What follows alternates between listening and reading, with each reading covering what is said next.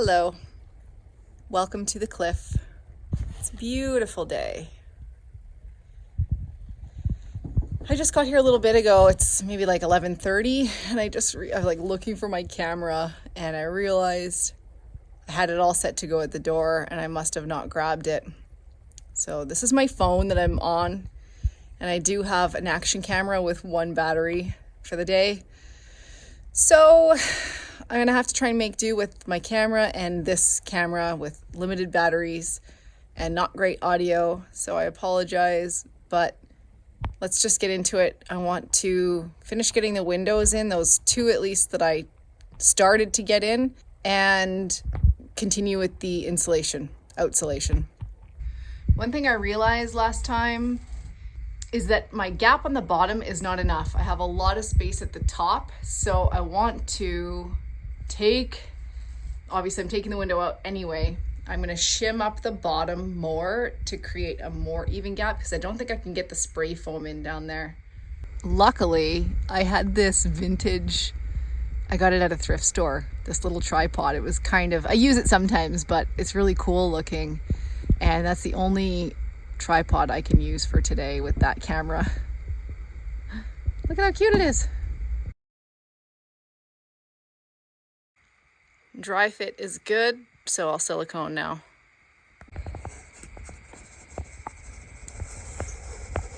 Trying to do this with one hand and holding the camera is not very good, so you get the idea. Just siliconing along, just inside the nailing area. Not too much, but just enough.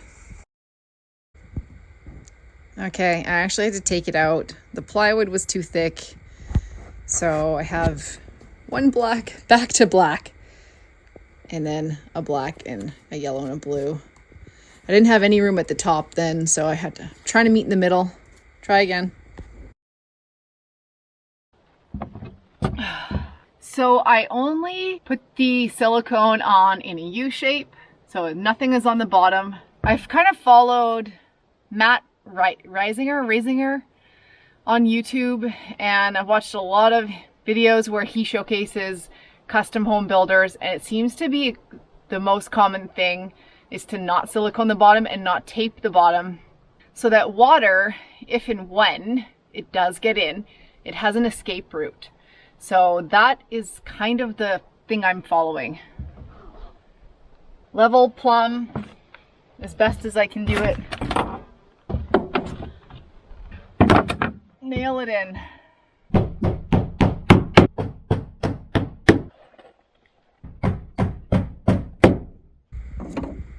Okay, we have a new chipmunk. This guy is really aggressive. He's different than the last one, but he is determined to get in the cabin and go through my stuff. He was in the shed. Hi.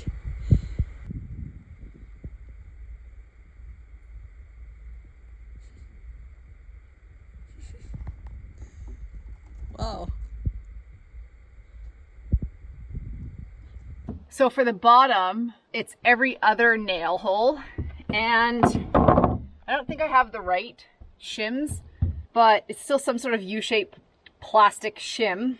This is one technique, is to put this shim in a really, really thin one. It's a yellow one.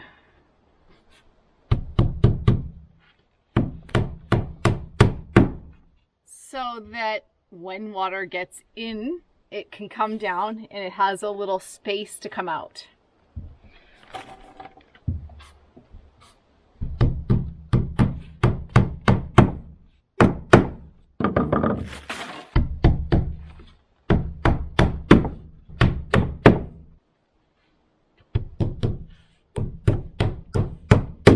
I've contemplated between using the tuck tape to do the taping over top of the window or to use the blue skin, but I think tuck tape is acceptable. I think. I cannot get over how aggressive this chipmunk is. Any chance he gets, if I even slightly leave the door cracked, he's there inside the cabin within a second.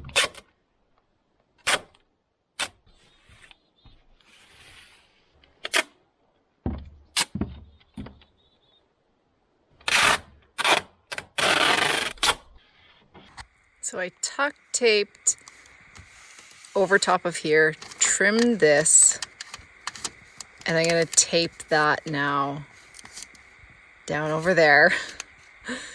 And then the foam over top of that. Seems like a lot of steps, and I think some of this is overkill.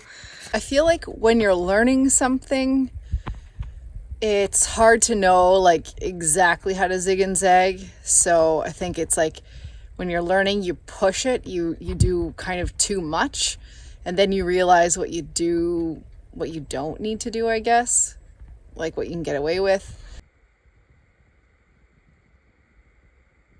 The other thing that has to happen, I think I need to take that barge board or barge rafter or fascia, whatever that is called, off. Because in each rafter space, I can't get up there to put the Tyvek all the way to the top. There's a couple 3-4 inches that I couldn't reach or tape, and then I can't get foam up there. And I feel like if that was like 1 or 2 spaces, I probably wouldn't really worry about it, but it's a lot of spaces, and that's going to be a lot of heat loss. So it would be worth it for me to take those off, and then I can access each rafter tail space and properly get the Tyvek and the insulation up there.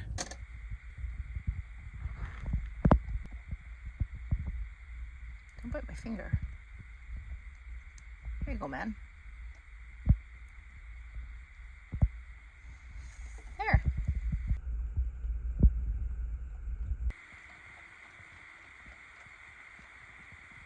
Oh, that's my finger.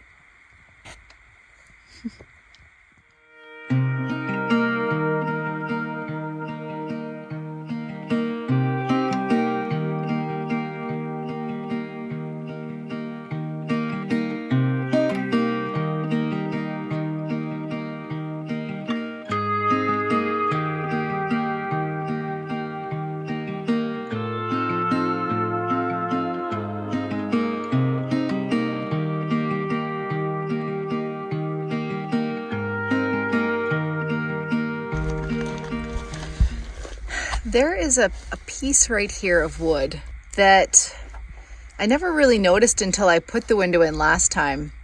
And it's not something I accounted for when I measured the window for the rough opening. So this either sits on the inside of the sill or it sits on the outside.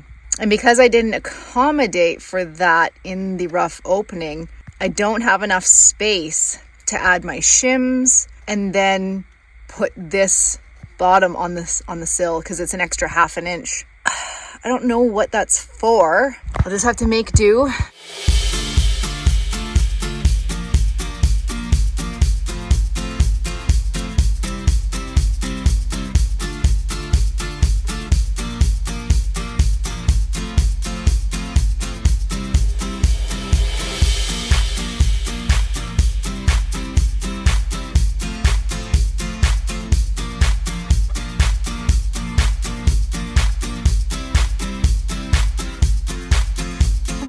More room up top. This side is already up anyway. It means that the window though will sit on the sill and not be elevated. I don't know. I'm gonna play around with this. When I come up with a solution, I'll tell you what it is. I just put the window back in, and I think what I'm gonna have to do is put it on top of that block of wood.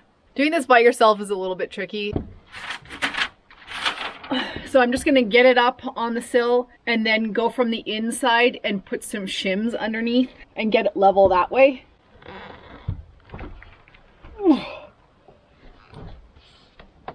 As my sill is not level. It's more off than the other one. It's gotta come up like that.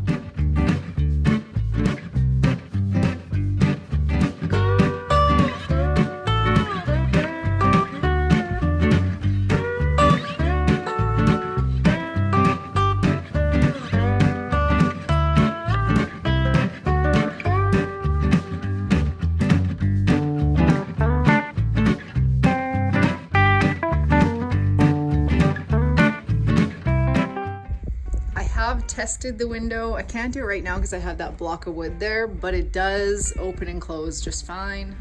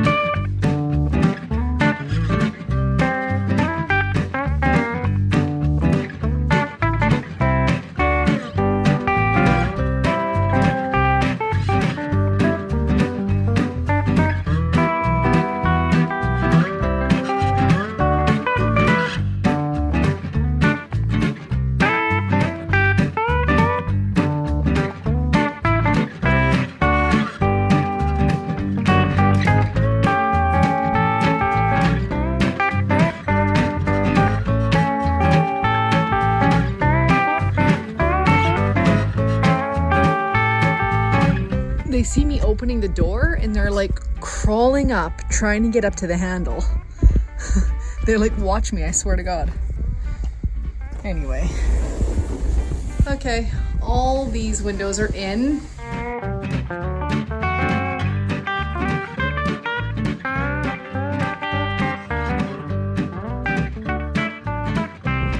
No, you can't come in here. Stop trying to come in here, you guys. You can't come in the cabin. You're only outside guests. Outside guests. Outside guests only. Okay, it is about 5:15 and I don't think I'm gonna start that now at this stage of the game because the Tyvek will probably start to rip down. So that'll be next time, I think. And then, yeah, I just want to do all of the spray foaming I can think of all at the same time because the nozzle always seems to get clogged from my previous experiences. And then I can finish the windows. But not having a camera, the little action camera I have, the battery is on its last few percent. And I don't have a charger here to charge it with my power station. Otherwise I would do that, but I thought what I could just do is I'm just going to clean for about an hour. There's a lot of mess around here. I'm going to tidy up for about an hour and just organize and think and talk to the chipmunks, which I've named Johnny and Cash, by the way. Why? Because, well, we had a moment together when there was a Johnny Cash song playing. So Johnny and Cash are the two little rascals here. I don't know what else to say. I won't forget my camera again. I've never forgotten that camera all of this time. So there's a first for everything, I guess.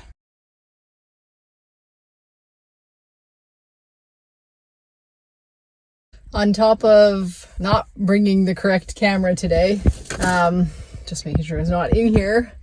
No. This is the last time my truck will be here. I bought a truck yesterday in the Okanagan and I get it in a couple days. So I am saying goodbye to my Tacoma. Bittersweet. It's time. I need something bigger. I need something a little bit more comfortable for this treacherous drive that I do every time I come out here. And it's not very comfortable of a drive for me or for the dogs. So I am looking forward to the new truck.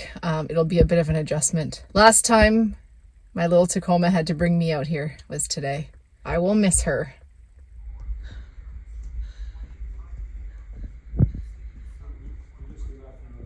There it is. Ugh. Hey guys, yesterday is the day that I was at the cliff. Forgot my camera.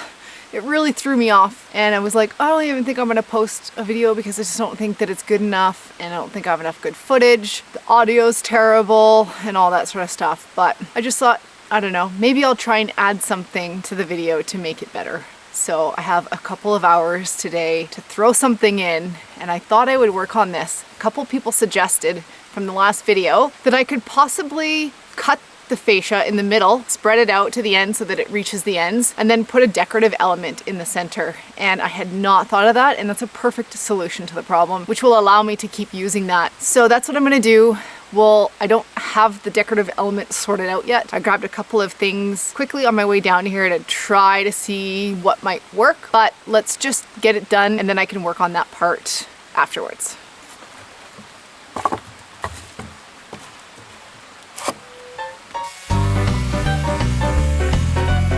I should probably put the sides on first and then I know exactly how much it needs to cover. Let's do that.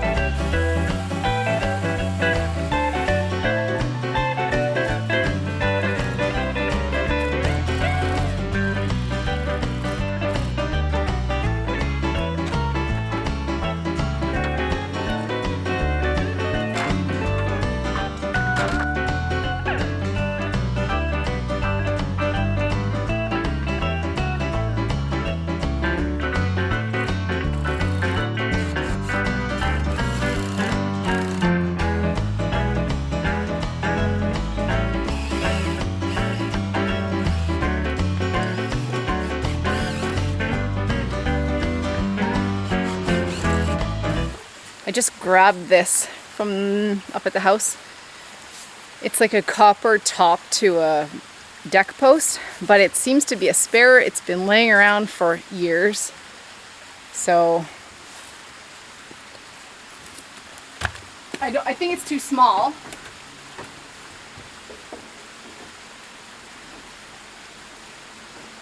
And then like something written on it, or this stuff, this, something vertical maybe, kind of broken, I don't know, I don't really like it. Then just a log, maybe cut the profile back.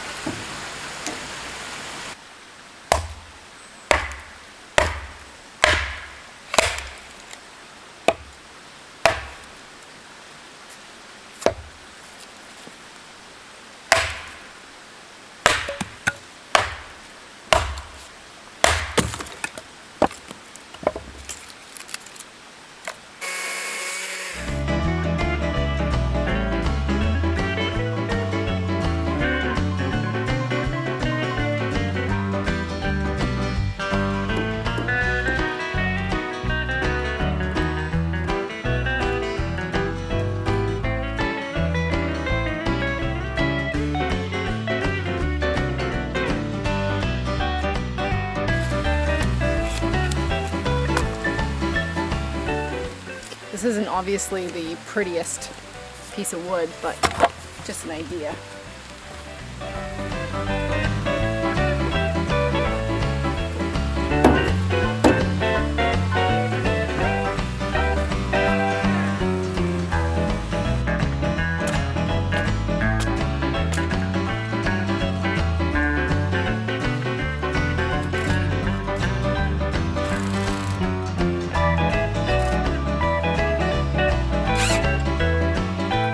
I have this. This is one of the pieces for the wall that I didn't end up using. It's kind of a heavy duty slab, at least on one side. I thought about cutting it with the chainsaw, because that's all I have down here. Cutting a line, but I think I'm going to leave it.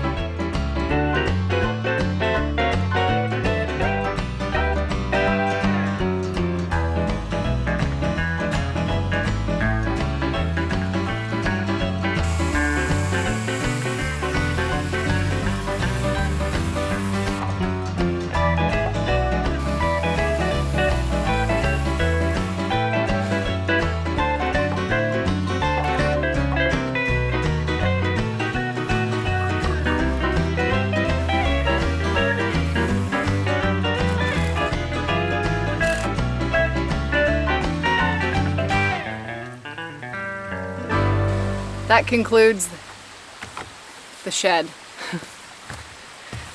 Now, I just threw up that little chunk of wood at the top there. It's not even like the nicest piece of wood that there is, but I actually think it looks okay. I probably am gonna leave it, but if anyone has a really cool idea of something else to put there, if I come across something, I might change it, but I'm gonna leave it like that for now. Anyway, one more thing I wanted to say was, a lot of people have been asking me what my thoughts are on this little saw, and I have to be honest, I love it. For this kind of stuff, like, it's so practical. It's quite nice. I do like it. And if you are thinking about getting a battery operated saw, I definitely think that they have their place. So yeah, it's definitely not like a felling saw or anything like that, but for arts and crafts, delimbing, I've been really enjoying it. Anyway, that's it for this video, and I'll see you guys in the next one. Bye.